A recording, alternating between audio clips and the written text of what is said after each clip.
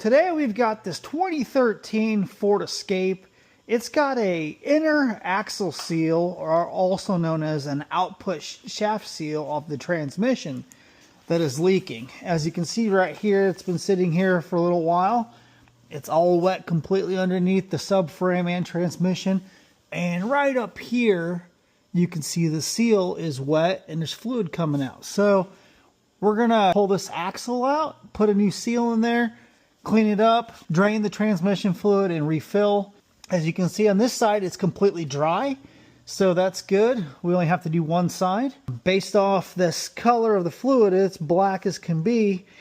I'm really hoping we don't have an internal problem, and I really hope that customer doesn't have any issues after we fill it up. I explained to the customer, if we don't change the fluid by draining and filling, inevitably we're going to have a transmission problem, because that fluid cannot do its job, cannot protect the internal components. So it's either you don't change it and then you have a problem, or you change it and keep your fingers crossed that it will prolong the life and everything will be good for a while.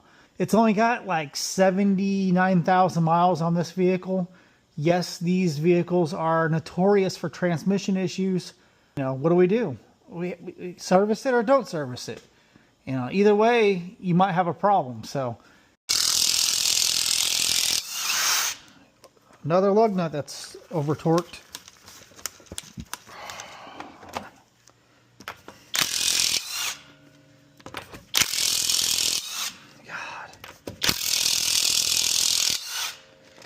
Whoever works at Eagle Pride and has been over tightening these lug nuts, you need to learn to hand torque them. So the front brake pads are a little bit thinner than I thought they were. With the wheel off, now I can see that you probably got about 4,000 miles, because it's worn on a taper, and then the inside maybe 10,000 miles, but it's going to need brakes sooner than I anticipated. Put this in here, just like so. And you're supposed to be able to pry down. I give up on removing the ball joints. Now, I have to remove the control arm so I can pull it out, to pull the axle out of the transmission to replace the inner seal.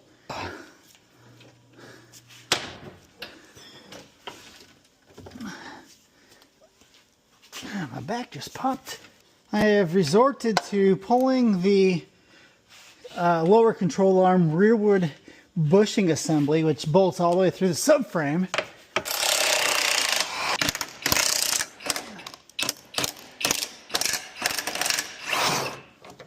No, you can't pull it out, because it also holds the sway bar. Some really great engineering here. A fairly easy job to pull this axle out. If I could just get the ball joint separated. Hey, guess what? I got the rusty ball joint separated from the knuckle.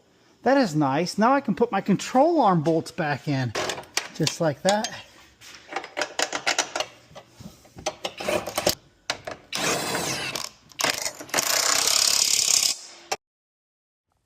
I had so much fun removing the axle and the seal that I just didn't even think about recording the video on that part. So here you have it. Pictures of the old seal and the new seal, and everything cleaned up.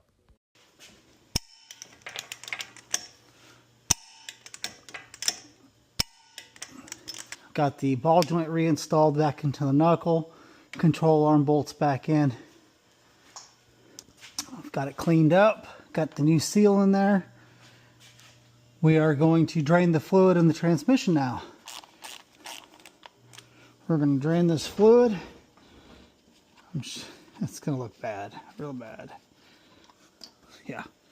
Very, let's say metallic-y and black.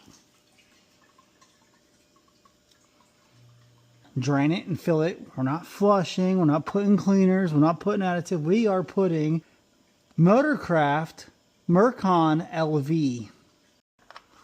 We're putting the drain plug back in. We're going to lower it down and fill it up. I'm verifying the fluid. It is the Mercon LV. We are going to fill it up. Get into the transmission temp fluid data, and we're going to make sure that it's at 185 to 200 degrees. And then we are going to pull that top plug near the CV axle right next to the seal I replaced. And we are going to make sure that the fluid is right, even with that plug. So this takes right at 4 to 4.2 quarts of fluid. The fill is right on top of the transmission. You got to pull this plug out, and then you can put a funnel in. So I just got back from my test drive. As you can see, it's not leaking out of the transmission anymore where it was coming out of the output shaft seal. So check our fluid level. So I'm going to let it drain until it slows down. And as I said, it's going to look dark because there's a little reddish color to it, but it's going to look dark because the new fluid's mixed with the old. I'm going to stop it about right there because it slowed down. And we're going to call that good. It drove fine, didn't shudder or slip or anything. I did not drive it aggressively or hard, but I drove it normal and it seemed to drive fine.